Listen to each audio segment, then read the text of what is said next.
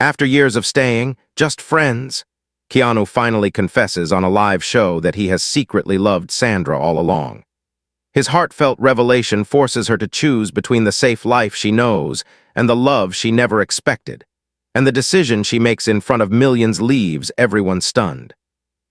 Let me tell you a story people have imagined for years, the kind of "what if" fans whisper about in comment sections late at night. It's not a rumor or a headline, but a movie-like version of Keanu Reeves and Sandra Bullock's friendship pushed to its breaking point, where kindness, fear, and love all collide. In this story, everything starts on a rainy Los Angeles night, inside a glass-walled convention center glowing like a ship in the dark. Cameras are everywhere. A charity fashion show is underway, and on the VIP balcony, Keanu stands with his hands in his pockets, quietly watching Sandra light up the room below. He has done 100 premieres, but tonight feels different. The event is raising money for a children's hospital, something they both care about deeply. Sandra is hosting, moving between tables, laughing with donors, kneeling to hug kids in tiny tuxedos and princess dresses. Every time she smiles, the whole place seems to relax. Keanu leans on the railing, half hidden in the shadows, and that old familiar ache returns. The one he's carried since they shot Speed together, the silent question he has never dared to ask. What if I tell her? For years, he has told himself the same story. They're better as friends. Hollywood already tries to turn every moment into a headline. Why give it more fuel? He has lost too many people too many times to risk losing the one steady friendship that has survived everything: fame, distance, heartbreak. So he plays his role to perfection, the gentleman, the quiet guardian at the edge of her life, flowers on her bad days, a text when the tabloids get cruel. A motorcycle ride when she needs to feel the wind drown out the noise. Down on the floor, Sandra feels the crowd watching her, but her thoughts keep drifting up to the balcony where she knows he's hiding. She knows his shyness by now, the way he fades to the back of group photos, the way he listens more than he talks. People call him mysterious, but she has seen the soft center under all that reserve. The way he remembers the names of crew members, the way he gives his seat to a tired assistant, the way he never, ever talks about his own pain unless it's to comfort someone else. Part of her has always wondered if there was a version of her life where that gentleness wasn't just beside her, but with her. Then she remembers every friendship she has seen ruined by one wrong confession, and she buries the thought again. The show builds toward its climax. A final runway walk with young patients from the hospital paired with celebrities. Sandra guides a little girl with a shaved head and glitter sneakers onto the stage, cheering her on when the crowd roars. Keanu is supposed to stay up front, wave, look handsome for the cameras. Instead, he notices something no one else does, the way one of the overhead light rigs is swaying, just slightly off rhythm, like a loose tooth about to fall. At first, he thinks he's imagining it. The music is loud, the models are striding down the runway, confetti is starting to fall.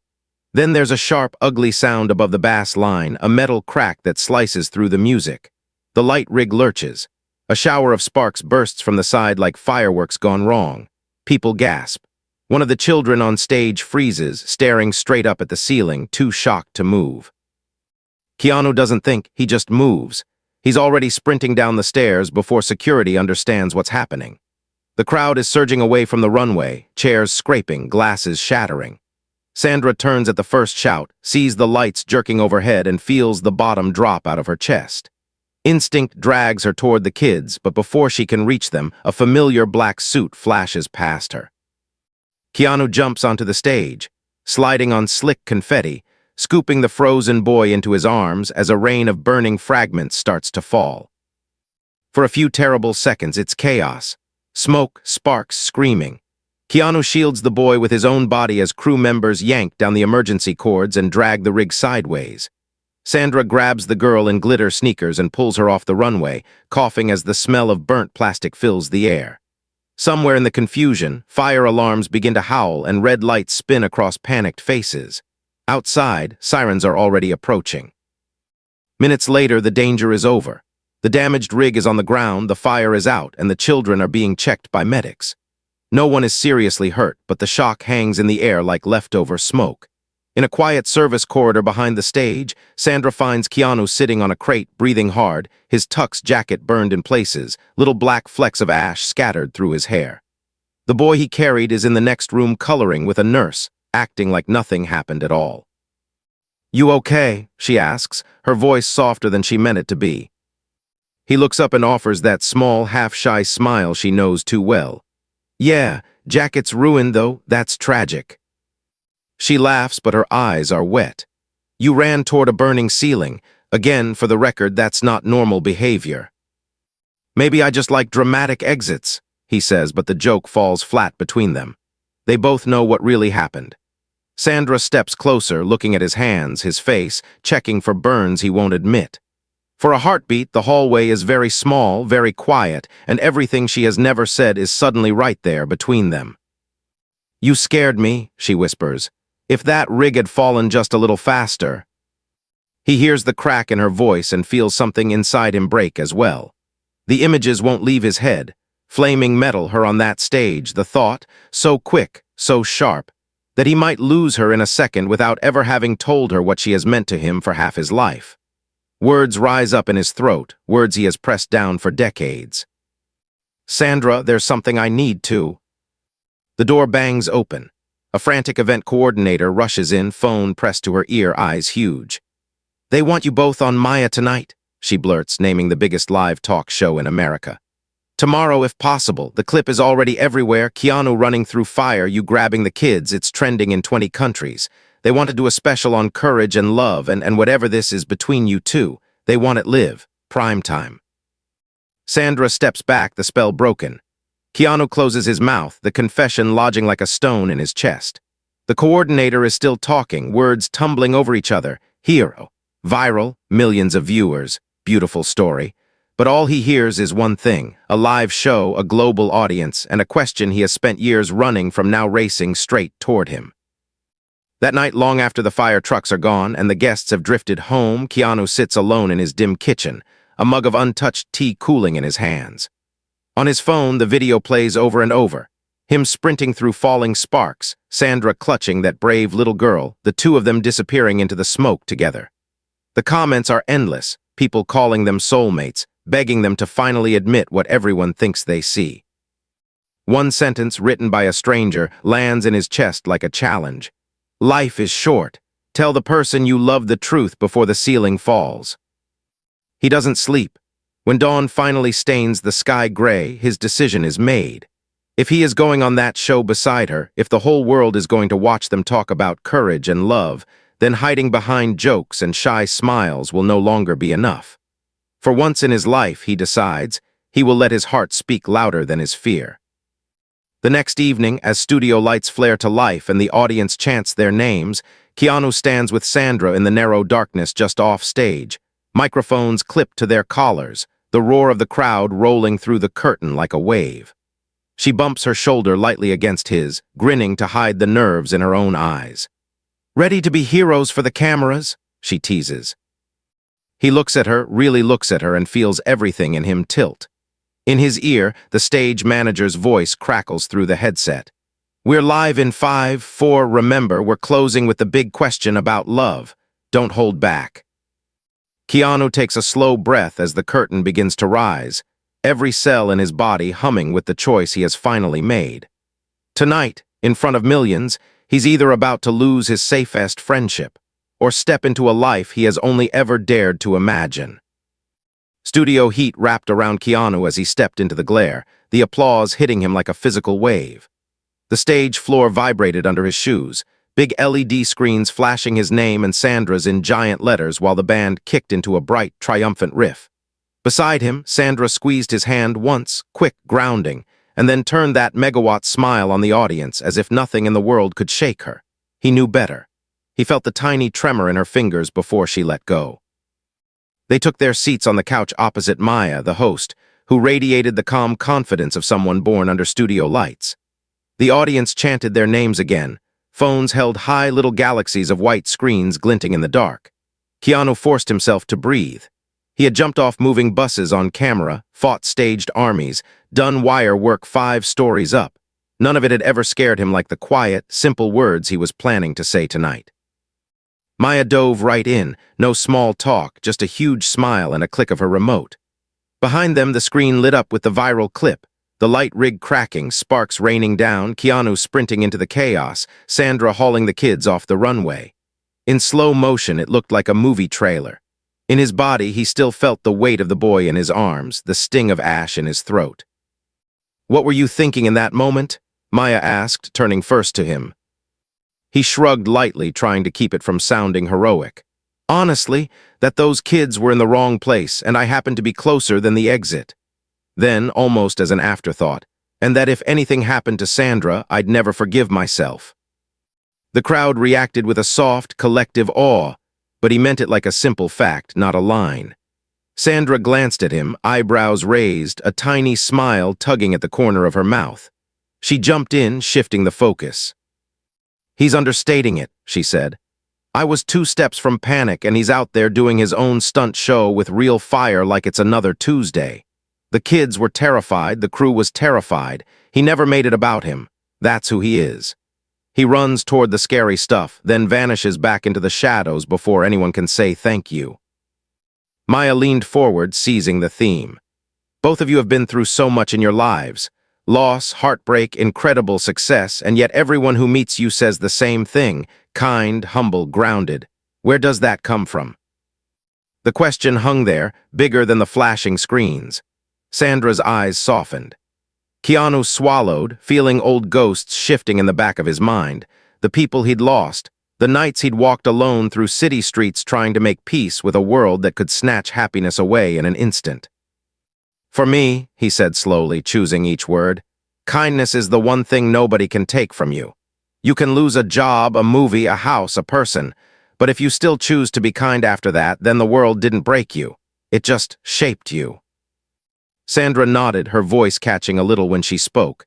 "Same for me. Life will throw trucks at you, sometimes literal trucks," she added, throwing a sideways grin at him.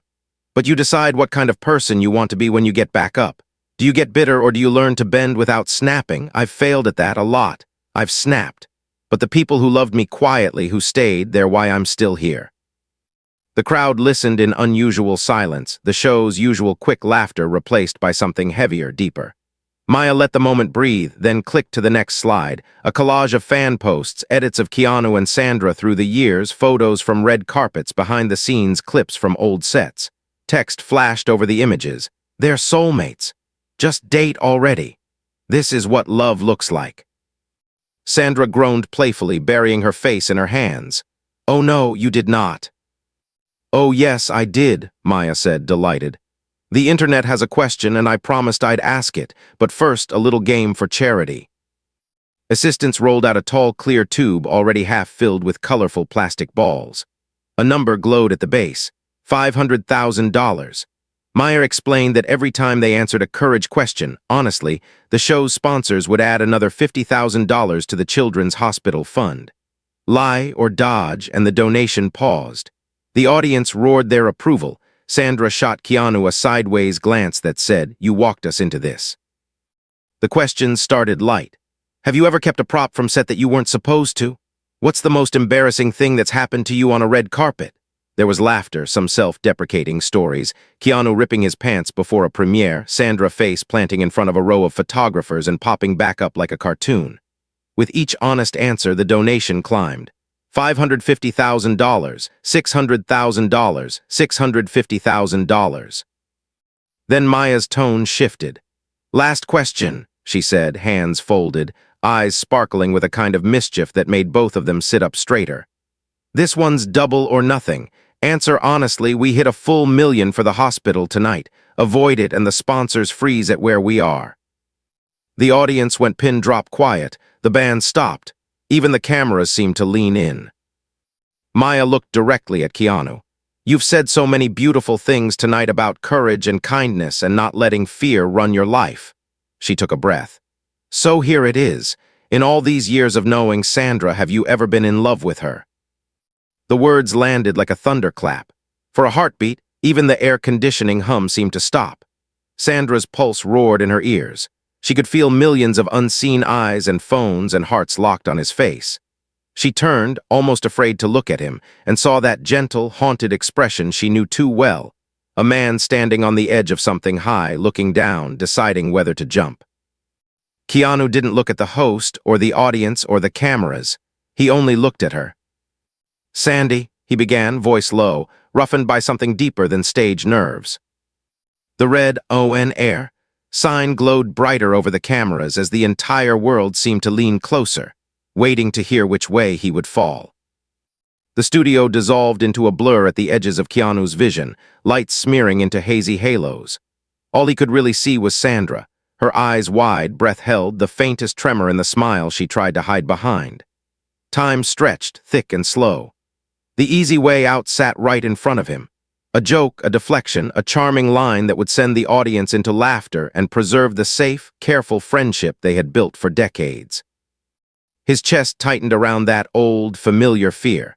But under it, stronger now, was the sharp, painful memory of sparks raining down from the ceiling, of how quickly everything almost ended without him ever having told her the truth.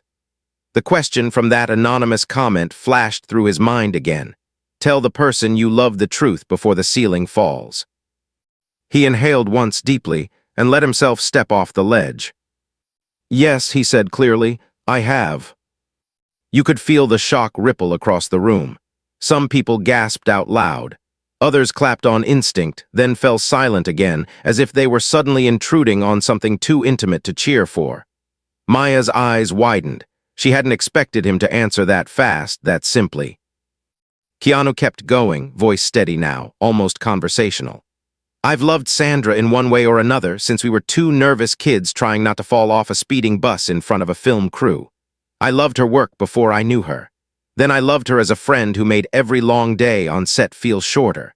And, over the years, that just never really went away." Sandra felt the world tilt under her. Images flickered through her mind like someone flipping through an old photo album. His quiet jokes between takes, the way he always stood on the outside of a crowd like a bodyguard made of silence, the night he'd shown up at her doorstep with takeout after a brutal breakup without asking a single question, just sat and watched stupid movies with her until she finally laughed again. Had he been carrying this all that time? "I never said anything," he continued, backing away from the microphones a little as if he wanted this to be more private than it possibly could be. "Because her happiness mattered more to me than my hope. She had her life, I had mine. We were in different places, different relationships. I thought being the friend she could count on was better than risking everything on a feeling I couldn't guarantee she shared. And I don't want this." He gestured vaguely at the burning lights, the cameras, "to pressure her. She owes me nothing. I just promised myself I'd stop pretending I didn't care this much if I ever got another reminder that life is short." His eyes met hers again, naked and unguarded in a way she had never seen, not even in their most vulnerable scenes on screen. The room seemed to disappear. For a long second, she forgot about the cameras and the audience and the million unseen viewers clutching their phones. It was just him and her, two people who had walked parallel paths for too long, with one of them finally daring to cross the line between them. Maya, to her credit, didn't jump in with some cheap punchline. She spoke softly. "Sandra, you don't have to respond to that here if you're not ready. We can cut to break. We can." "No, it's okay," Sandra said automatically, the performer in her stepping forward even as the woman inside scrambled to breathe. Wow." The audience chuckled nervously. She ran a hand through her hair, trying to anchor herself. Memories flooded her, those tiny almost moments when she'd caught him looking at her for a beat too long, the unspoken comfort of knowing he was a phone call away at 3 a.m., the private suspicion, buried deep and quickly denied, that there might be something more between them if one of them ever dared to ask. "I didn't know," she said finally, voice barely above a whisper. "That was the point," he answered gently. She laughed, but it came out fragile. "You realize you've just made it impossible to get coffee with you ever again without the internet planning our wedding." The crowd laughed, easing a little of the tension. Keanu smiled, but his eyes were serious. "The internet was already doing that," he said. "At least now they'll be right about one thing. I am in love with you. What you do with that is completely up to you." Her heart twisted. On one hand, there was an enormous, almost dizzying relief in hearing aloud what some quiet, brave part of her had always hoped might be true. On the other, there was the heavy weight of her life now, her child, her hard-won peace, the scars from relationships that had promised forever and delivered ash. She knew what it cost to let someone all the way in. It was never just kisses and red carpets. It was compromise and sacrifice and late-night doubts when the cameras were gone. Maya made a subtle cutting motion toward the camera crew. "We're going to take a quick break," she announced, the professional smoothness rushing back into her tone. "When we return, we'll talk about what real courage looks like when the world is watching." The band started to play them off, but the music sounded thin, far away. As soon as the red on air light flicked off, producers and assistants swarmed, their headsets buzzing with orders. A makeup artist hovered near Sandra with a powder brush. She waved her away. Another PA approached Keanu with a bottle of water. He took it without really seeing it. They were shepherded toward a side corridor off-stage while the crew reset. The second they were out of direct view, Sandra grabbed his sleeve and pulled him into a quieter corner behind a stack of folded set pieces, her heart hammering against her ribs. "You just told the entire planet you're in love with me," she whispered, somewhere between horrified and moved. "Do you realize what that's going to do?" "Probably break Twitter," he said dryly, "and my voicemail." She stared at him. "This isn't funny." "I know," he said softly. His humor fell away, leaving only that raw, open sincerity. "I'm not trying to make a spectacle out of you, out of us. I couldn't keep pretending I didn't feel this way, not after what happened at the show, not after seeing how fast things can go wrong." Her anger slipped, replaced by something more vulnerable. "You blindsided me." "I know," he repeated. "And I'm sorry for that. You have every right to be upset. If you tell me this is too much and you need space, I'll disappear from the headlines, from your life, whatever you need. Just know that it would have been a lie to stand up there and say no." She swallowed hard, tears burning the backs of her eyes. "I'm not asking you to lie. I don't know how to carry this in front of the world. I have a kid, a life I've built very carefully to be small and safe. I can't just toss that into the blender because you decided to be brave on national television." His face crumpled slightly as if she'd physically hit him. "I'm not asking you to toss anything," he said. "I'm not asking you for an answer, not tonight, maybe not ever. I just didn't want fear to be the reason you never knew." Footsteps thundered closer. A producer poked her head around the backdrop. "Guys, we're back in 30. Press is already outside. The clip is trending. Whatever you say next, the whole world is going to analyze it frame by frame." The producer ducked away again, phone pressed to her ear. In the brief silence that followed, Sandra felt the walls closing in. Her personal life, which she had guarded for years like a fortress, was suddenly a public battleground. She could already imagine the headlines, the think pieces, the gossip shows pitting her gratitude against his vulnerability like some reality show finale. She took a shaky breath. "I need time," she said, forcing herself to look him in the eye. "I'm not saying yes, I'm not saying no, I'm saying I'm terrified and I don't make decisions from that place anymore. You taught me that, actually." His expression softened at that. "Then take all the time you need," he said. "I'll be here as your friend first, whatever else happens." Before she could respond, voices from the main stage rose in volume. She heard Maya's producer shout, "Forget the break, the confession clip's already viral. Bring them back out now, we need her reaction live." Sandra's blood ran cold. She and Keanu exchanged a look, two people who had just shared the most private truth of their lives and were about to be shoved back under a magnifying glass they never asked for. The floor manager's voice echoed down the corridor. "We're hot in 10 seconds, people. Get them on that couch." As they were pulled back toward the lights, Sandra realized the clock had started ticking on something much bigger than a love story. This wasn't just about two hearts anymore. It was about who she would choose to be when the whole world insisted on writing her ending for her. The days after the interview felt like living inside a storm made of screens. Everywhere Sandra turned, there they were.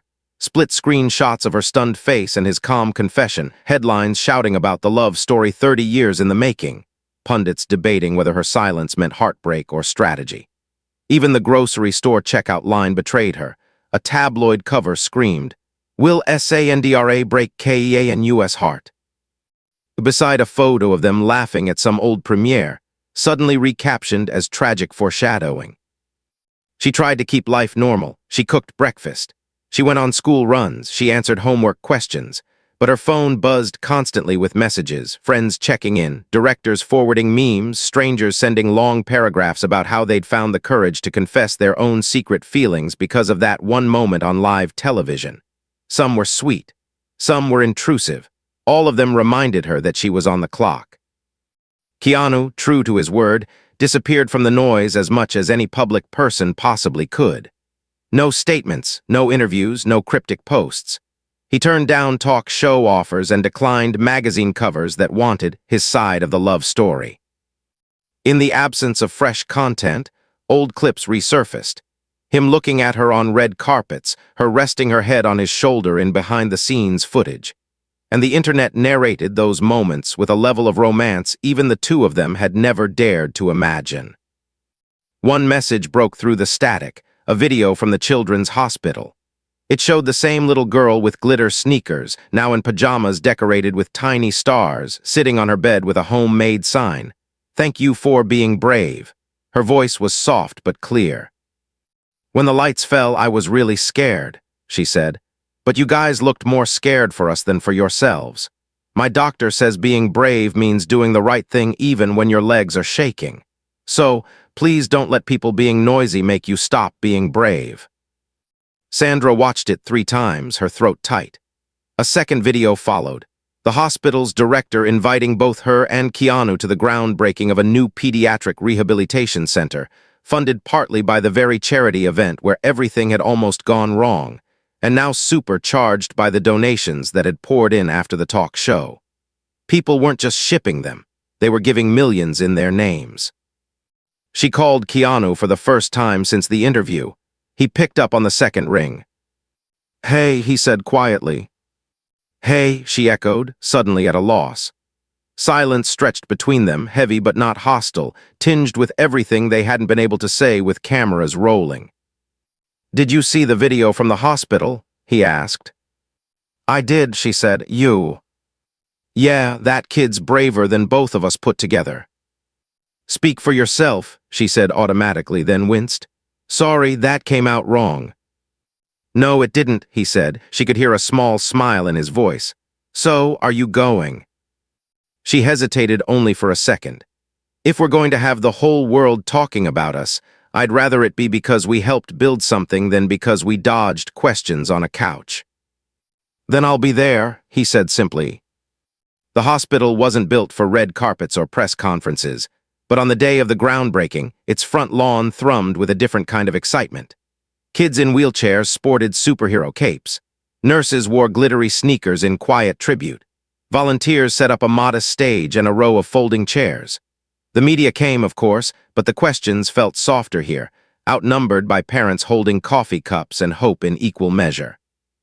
Sandra arrived first in jeans and a simple white shirt, hair pulled back, nerves buzzing. When Keanu's motorcycle finally rumbled into the parking lot, helmet under his arm, the kids exploded into cheers. They swarmed him for hugs and high fives, and he gave every one of them his full attention, crouching to their level, asking their names, listening like he had nowhere else in the world to be. Watching him, something in Sandra's chest unclenched. Whatever else was complicated between them, this part was simple. This kindness was who he was when no one was watching, especially when no one was watching.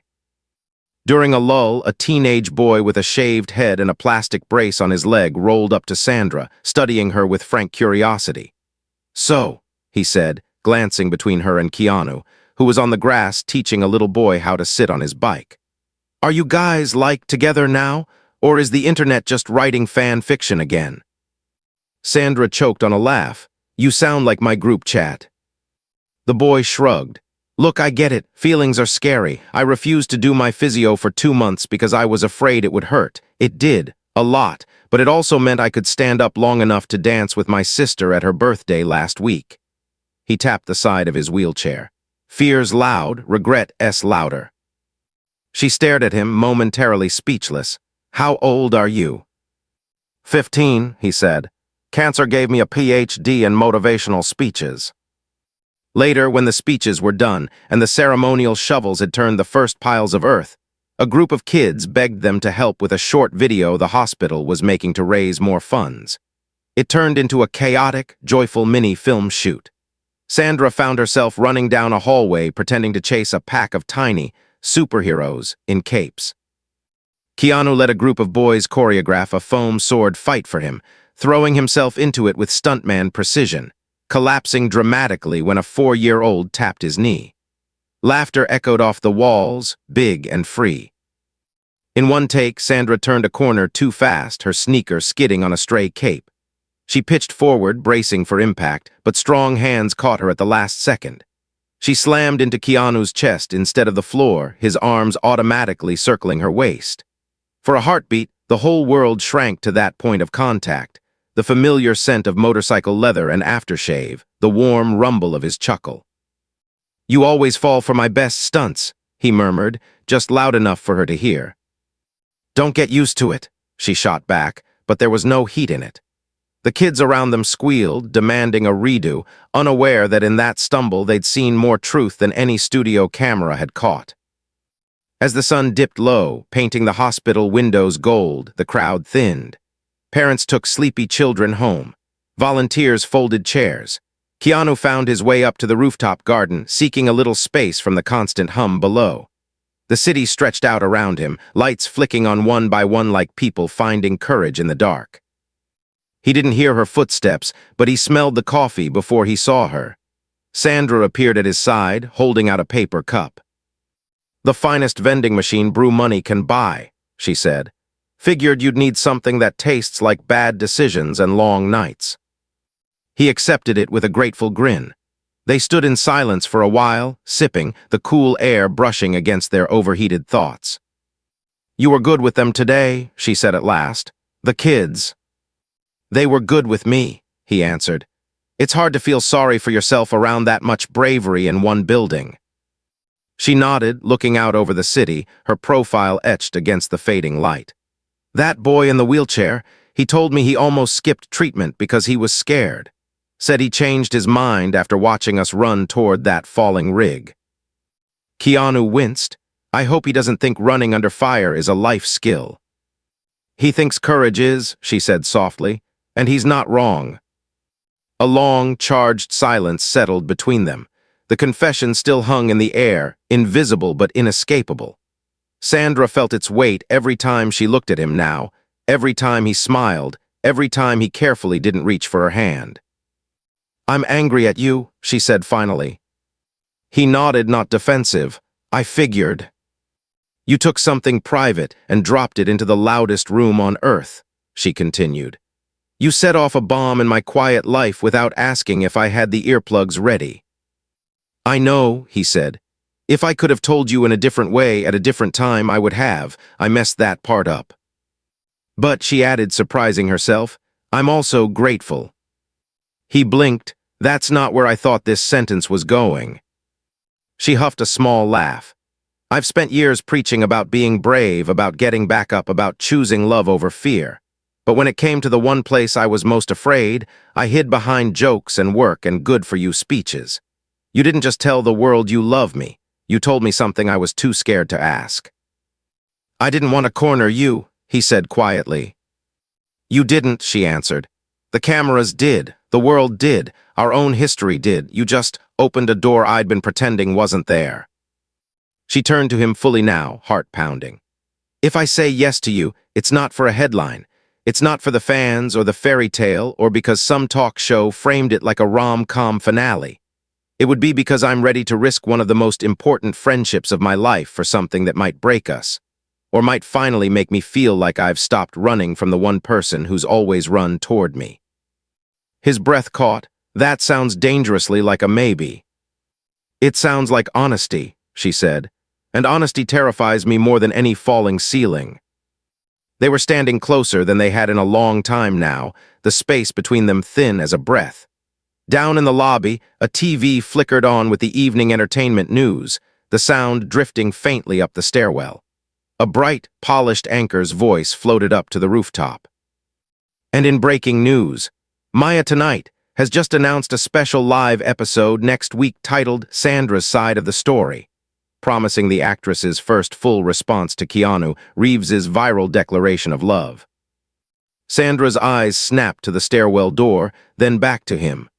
The decision she'd been trying to make in private suddenly had a countdown clock attached, broadcast to millions.